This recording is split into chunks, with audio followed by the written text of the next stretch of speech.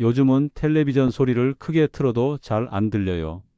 박 어르신의 목소리에는 깊은 고민이 담겨 있었습니다. 70대 중반의 박 어르신은 최근 들어 이상한 증상을 겪고 있었죠. 단순히 소리가 작게 들리는 게 아니라 사람들이 말하는 소리가 자꾸 겹쳐서 들리는 거였습니다. 가족들이 모여서 이야기할 때면 정말 답답해져요. 누가 뭐라고 하는지 도통 알아들을 수가 없어서 그냥 고개만 끄덕이게 되더라고요. 손자가 학교 이야기를 해도 중간중간 놓치는 부분이 많아서 아이가 서운해하는 것 같아요. 박 어르신은 처음에는 단순히 나이가 들어서 그런 줄 알았다고 하셨습니다. 하지만 시간이 지날수록 증상은 더 심해졌죠. 특히 여러 사람이 동시에 말하는 상황에서는 아예 대화를 포기하게 되더라고 하셨어요. 식당에서 가족들과 함께 있을 때가 가장 힘들어요. 모든 소리가 한꺼번에 들어와서 무슨 말인지 분간이 안 되거든요. 그러다 보니 자연스럽게 외출도 줄어들고 사람들과 만나는 것도 부담스러워졌습니다. 박 어르신의 이런 경험 혹시 여러분도 비슷하게 느끼고 계신가요? 저는 오늘 이 이야기를 들으면서 많은 분들이 놓치고 있는 중요한 신호에 대해 말씀드리고 싶었습니다. 사실 청력 저하는 갑자기 찾아오는 게 아닙니다. 아주 작은 이상 징후로 시작되죠. 그런데 대부분의 분들이 이런 초기 신호들을 그냥 나이 탓으로 돌리고 넘어가시는 경우가 많아요. 하지만 이걸 놓치면 나중에는 정말 회복이 어려워질 수 있거든요. 박 어르신처럼 텔레비전 볼륨을 점점 높이게 되고 여러 사람이 동시에 말할 때 내용을 구분하기 어려워진다면 이건 단순한 노화가 아닐 가능성이 높습니다. 특히 소리 자체가 안 들리는 게 아니라 말소리가 뒤섞여서 들린다는 건 노화성 난청의 전형적인 초기 증상이거든요. 저희 귀는 생각보다 복잡한 구조를 가지고 있어요. 고막에서 시작해서 달팽이관까지 각각의 부위가 서로 다른 주파수의 소리를 담당하고 있죠. 나이가 들면서 특히 고주파 영역의 청력이 먼저 떨어지게 되는데 이때 자음을 구분하는 능력이 약해집니다. 그래서 가방과 카방 같은 소리를 헷갈리게 되는 거예요. 이런 증상들을 무시하고 넘어가면 점점 더 심해질 수밖에 없습니다. 청신경은 한번 손상되면 되돌리기가 정말 어렵거든요. 그렇다면 박 어르신이 겪고 있는 이런 증상들을 어떻게 구분해야 할까요? 저는 오늘 여러분께 난청의 초기 증상을 정확히 파악할 수 있는 방법을 알려드리려고 합니다. 먼저 가장 중요한 건 소리가 안 들린다와 말이 겹쳐서 들린다를 구분하는 거예요. 많은 분들이 이 둘을 같은 것으로 생각하시는데 사실은 전혀 다른 증상입니다. 단순히 소리가 작게 들린다면 전음성 난청일 가능성이 높아요. 이건 귀지나 염증 때문에 생기는 경우가 많아서 치료가 비교적 쉽습니다. 하지만 박 어르신처럼 소리는 들리는데 내용을 구분하기 어렵다면 이건 감각신경성 난청의 신호일 수 있거든요. 저희 병원에 오시는 많은 어르신들이 똑같은 말씀을 하세요. 소리는 들리는데 무슨 말인지 모르겠다고요. 이런 경우에는 보통 고주파 청력이 먼저 떨어진 상태입니다. 실제로 우리말의 자음들은 대부분 고주파 영역에 속해요. 그래서 고주파 청력이 떨어지면 밥과 팝, 달과 탈을 구분하기 어려워지는 거죠. 특히 시끄러운 환경에서는 이런 현상이 더 심해집니다. 박 어르신도 조용한 곳에서 한 사람과 대화할 때는 큰 불편함을 느끼지 않으셨다고 해요. 하지만 카페나 식당 같은 곳에서는 상대방의 목소리가 배경, 소음에 묻혀서 전혀 알아들을 수 없더라고 하셨습니다. 처음에는 상대방이 말을 너무 빨리 하거나 발음이 부정확해서 그런 줄 알았어요. 그런데 여러 사람과 이야기해봐도 똑같더라고요. 그제서야 제 귀에 문제가 있다는 걸 깨달았습니다. 이런 증상들이 나타나기 시작하면 대부분의 분들이 텔레비전 볼륨을 높이거나 상대방에게 다시 말해달라고 부탁하는 것으로 해결하려고 하세요.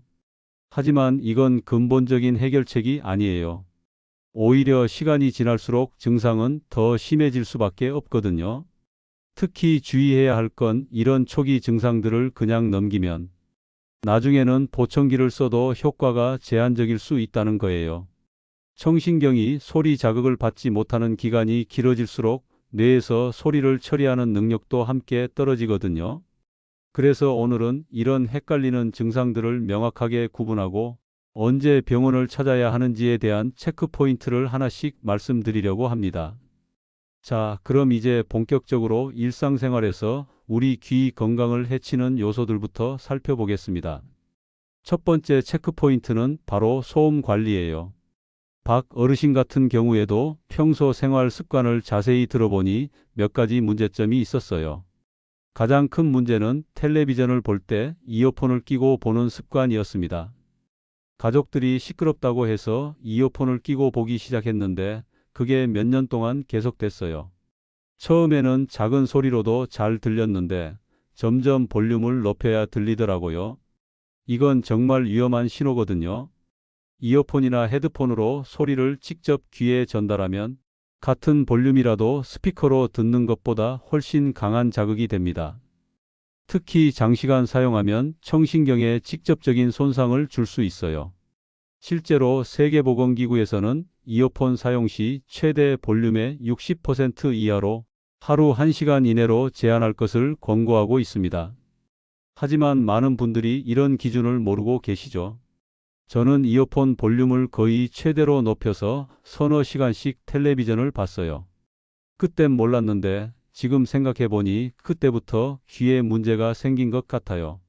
박 어르신의 경우처럼 텔레비전 소리가 잘 안 들린다고 해서 이어폰으로 해결하려고 하시는 분들이 많으세요. 하지만 이건 오히려 난청을 악화시키는 지름길입니다. 대신 이런 방법을 추천해 드려요.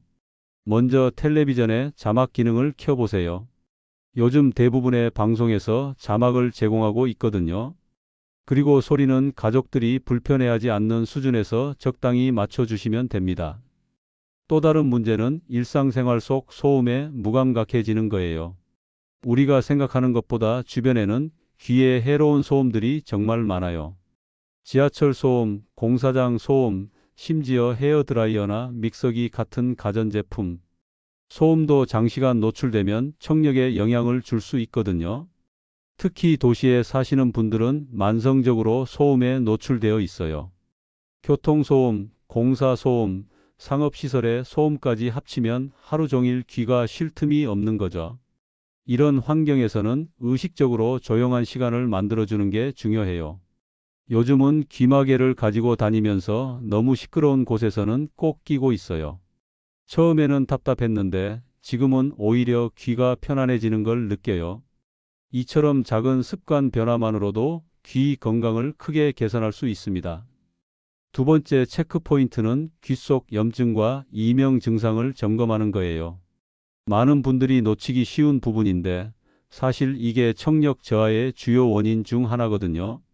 박 어르신도 자세히 이야기를 들어보니 몇 달 전부터 귀가 간헐적으로 가렵고 답답한 느낌이 있었다고 하시더라고요.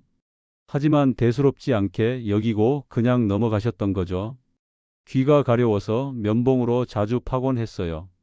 그러면 시원해지니까 계속 그렇게 했는데 나중에는 오히려 더 가려워지더라고요. 그리고 가끔씩 웅웅하는 소리가 들리기도 했고요. 이런 증상들은 절대 가볍게 넘겨서는 안 되는 신호들이에요. 귀가 가렵다는 건 외이도에 염증이 생겼을 가능성이 높고 이명은 청신경이나 뇌에 문제가 있다는 신호일 수 있거든요. 특히 면봉으로 귀를 파는 습관은 정말 위험해요. 많은 분들이 귀지를 제거한다고 생각하시는데 사실은 귀지를 더 안쪽으로 밀어넣거나 외이도 벽을 상처내는 경우가 더 많습니다. 그리고 이런 작은 상처에 세균이나 진균이 감염되면 외이도염으로 발전할 수 있어요. 처음에는 별것 아닌 줄 알았는데 나중에는 귀가 아프고 진물까지 나오더라고요. 그제서야 병원에 갔는데 의사 선생님이 외이도염이 심하다고 하시더라고요. 외이도염은 단순해 보이지만 방치하면 중이염으로 번질 수 있고 심한 경우 청력 손실까지 올 수 있습니다. 특히 당뇨나 면역력이 약한 분들은 더욱 주의해야 해요. 또 다른 중요한 신호는 이명이에요. 이명은 외부에서 소리가 나지 않는데도 귀 속에서 소리가 들리는 증상을 말합니다. 삐 하는 소리, 웅웅 하는 소리, 매미 우는 소리 등 다양한 형태로 나타날 수 있어요. 많은 분들이 이명을 단순히 스트레스 때문이라고 생각하시는데 사실은 청력 저하의 초기 증상일 가능성이 높아요.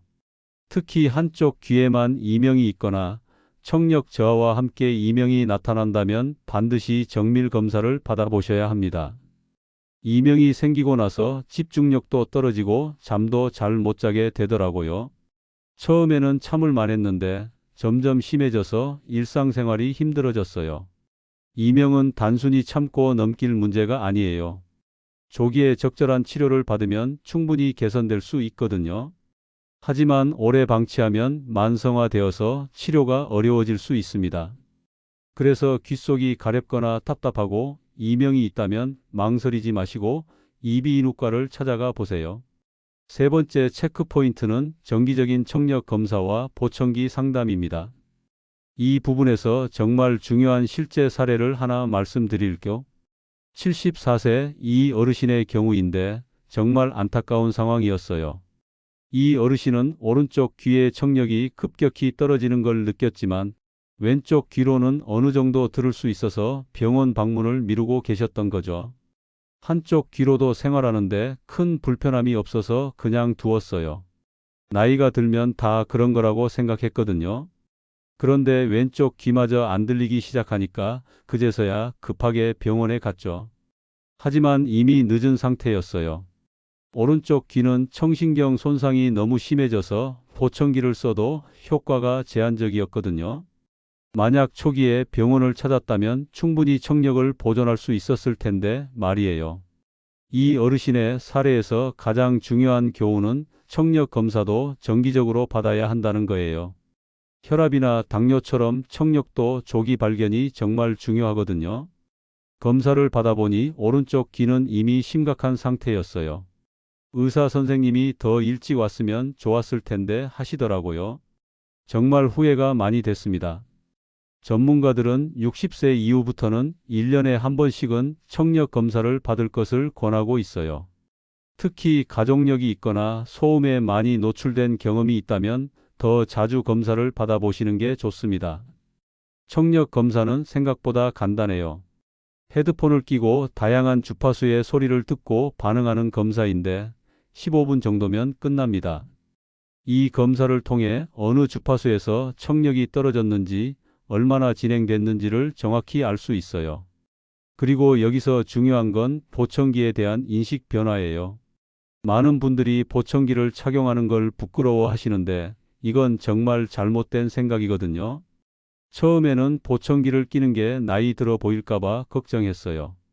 그런데 막상 끼고 보니 가족들과의 대화가 훨씬 자연스러워지더라고요. 진작 껄껄하는 후회가 들었습니다.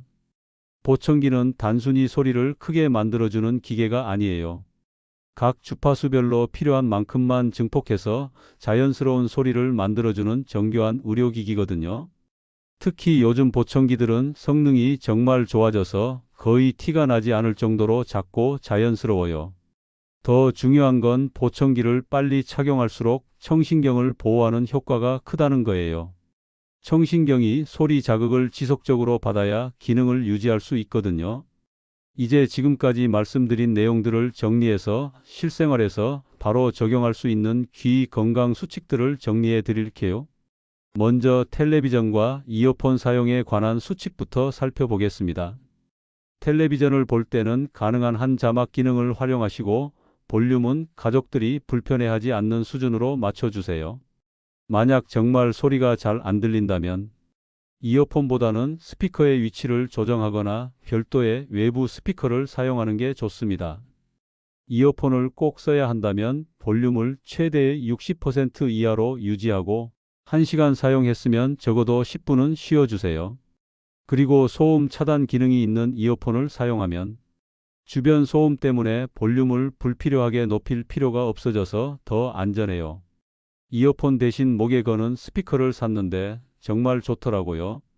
가족들한테 방해도 안 되고 귀도 편해서 요즘은 그걸로만 들어요. 두 번째로 귓속 염증 예방을 위한 수칙입니다. 가장 중요한 건 면봉으로 귀를 파지 않는 거예요. 귀지는 자연스럽게 밖으로 나오게 되어 있거든요. 굳이 제거해야 한다면 병원에서 전문적으로 처리받으시는 게 안전해요. 귀가 가렵거나 답답할 때는 손으로 만지지 마시고 따뜻한 수건으로 귀 주변을 찜질해 주시면 도움이 됩니다. 그리고 샤워할 때 귀에 물이 들어가지 않도록 주의하시고, 만약 물이 들어갔다면 억지로 빼내려고 하지 마시고 자연스럽게 나올 때까지 기다려 주세요. 귀가 가려워도 절대 손으로 긁지 않으려고 해요. 대신 귓바퀴 주변을 가볍게 마사지해 주면 시원해지더라고요. 세 번째는 정기검진에 관한 수칙입니다. 60세 이후부터는 1년에 한 번씩 청력 검사를 받으시고, 특별한 증상이 없어도 이비인후과에서 귀 상태를 점검받아 보세요. 특히 이명이나 청력 저하 증상이 있다면 망설이지 마시고 바로 병원을 찾아가세요. 보청기에 대한 상담도 미리미리 받아보시는 게 좋아요. 실제로 보청기가 필요한 상황이 되었을 때 어떤 제품이 자신에게 맞는지 미리 알아두시면 나중에 훨씬 수월하거든요. 1년에 한 번씩 건강검진 받을 때 청력 검사도 함께 받아요. 큰 비용도 안 들고 마음도 편해져서 좋더라고요. 마지막으로 일상 소음 관리 수칙입니다. 지하철이나 버스 같은 시끄러운 곳에서는 가능한 한 귀마개를 사용하시고, 헤어드라이어나 믹서기 같은 가전제품 사용 시간도 최소화해 주세요. 그리고 의식적으로 조용한 환경에서 보내는 시간을 늘려서 귀가 쉴 수 있도록 해주시는 게 중요합니다. 지금까지 여러 가지 체크포인트와 예방법에 대해 말씀드렸는데, 여기서 가장 중요한 한 가지를 강조하고 싶어요. 바로 들리지 않는다고 느끼는 순간은 이미 많이 진행된 뒤라는 사실입니다. 박 어르신의 경우를 다시 생각해 보세요. 처음에는 텔레비전 소리가 조금 작게 들리는 정도였죠. 그런데 그걸 단순히 나이 탓으로 돌리고 넘어가면서 점점 상황이 악화됐어요. 결국 가족들과의 대화까지 어려워질 정도가 되고 나서야 문제의 심각성을 깨달았거든요. 정말 후회스러워요. 처음 증상이 나타났을 때 바로 병원에 갔다면 지금보다 훨씬 나았을 텐데 말이에요. 그때는 설마 이렇게까지 될 줄 몰랐어요. 이게 바로 청력 저하의 무서운 점이에요. 청력은 시력과 달리 서서히 조용히 나빠지거든요. 본인도 모르는 사이에 점점 나빠지다가 어느 순간 심각한 상태가 되어서야 깨닫게 되는 거죠. 특히 우리 귀는 한번 손상되면 되돌리기가 정말 어려워요. 시력은 안경이나 렌즈, 수술 등으로 어느 정도 교정이 가능하지만 청력은 그렇지 않거든요. 물론 보청기가 있지만 자연스러운 청력을 완전히 대체할 수는 없어요. 그래서 저는 오늘 이 말씀을 꼭 드리고 싶었어요. 귀는 침묵 속에서 손상됩니다. 아무런 통증도 없고 특별한 신호도 없이 조용히 기능을 잃어가는 거죠. 청력 검사를 받았을 때 의사 선생님이 하신 말씀이 충격적이었어요. 이미 상당히 진행된 상태라고, 더 늦었으면 보청기로도 효과를 보기 어려웠을 거라고 하시더라고요. 이런 상황을 피하려면 작은 신호라도 놓치지 않는 게 중요해요. 텔레비전 볼륨을 예전보다 높게 틀게 되거나 여러 사람이 동시에 말할 때 내용을 파악하기 어려워진다면 그 순간이 바로 병원을 찾아야 할 때예요. 지금 생각해보면 신호들이 분명히 있었어요. 그런데 그때는 그냥 나이가 들어서 그런 줄 알았죠. 만약 그때 조금만 더 관심을 가졌다면, 혹시 지금 이 글을 보시면서 나도 비슷한 증상이 있는데 하고 생각하시는 분이 계신다면 내일이라도 이비인후과를 찾아가 보세요. 지금이 마지막 기회일 수도 있거든요. 청력은 한 번 잃으면 정말 되돌리기 어려워요. 하지만 조기에 발견해서 적절한 관리를 받으면 충분히 보존할 수 있습니다. 그러니까 주저하지 마시고 지금 바로 행동에 옮기시길 바랍니다. 오늘 박 어르신의 이야기를 통해 중장년층의 청력 저하 원인과 예방법에 대해 자세히 살펴봤습니다. 마지막으로 핵심적인 메시지들을 다시 한번 정리해 드릴게요. 첫째, 청력 저하의 초기 신호를 놓치지 마세요. 소리가 안 들리는 게 아니라 말소리가 겹쳐서 들리거나 여러 사람이 동시에 말할 때 내용을 구분하기 어렵다면 이미 청력에 문제가 생긴 신호일 수 있어요. 둘째, 일상생활 속 소음 관리가 정말 중요합니다. 텔레비전은 자막을 켜고 적당한 볼륨으로, 이어폰 사용은 최소화하시고 시끄러운 환경에서는 귀마개를 활용해 주세요. 셋째, 귀 속 염증이나 이명 증상을 가볍게 여기지 마세요. 귀가 가렵거나 답답하고 웅웅하는 소리나 피하는 소리가 들린다면 반드시 이비인후과 진료를 받아보시길 바랍니다. 넷째, 정기적인 청력 검사와 조기 개입이 핵심입니다. 60세 이후부터는 1년에 한 번씩 청력 검사를 받으시고 필요하다면 보청기 상담도 미리 받아보세요. 박 어르신은 지금 보청기를 착용하시면서 많은 것들이 달라졌다고 하세요. 가족들과의 대화가 자연스러워졌고 외출하는 것도 다시 즐거워졌다고 합니다. 처음에는 보청기 끼는 게 부담스러웠는데 지금은 없으면 안 될 정도로 소중해졌어요. 그리고 무엇보다 가족들과 다시 자연스럽게 대화할 수 있게 되어서 정말 행복합니다. 하지만 박 어르신도 한 가지 아쉬움이 있다고 하세요. 바로 조금 더 일찍 관심을 가졌다면 더 좋았을 것이라는 점이죠. 여러분은 저처럼 늦지 마시고 조금이라도 이상하다 싶으면 바로 병원에 가보세요. 청력은 정말 소중한 거거든요. 저도 박 어르신의 말씀에 깊이 공감합니다. 청력은 단순히 소리를 듣는 기능을 넘어서 사람들과의 소통, 사회활동, 그리고 삶의 질 전체에 영향을 미치는 정말 중요한 감각이거든요. 오늘 말씀드린 내용들이 어렵게 느껴지실 수도 있지만 사실 대부분이 일상생활에서 조금만 신경 쓰면 할 수 있는 것들이에요. 텔레비전 볼 때 자막 켜기, 이어폰 볼륨 줄이기, 귀 함부로 만지지 않기, 정기 검진 받기. 이런 작은 습관들이 10년, 20년 후에 여러분의 청력을 지켜줄 거예요. 그리고 무엇보다 중요한 건 혼자 고민하지 마시라는 거예요.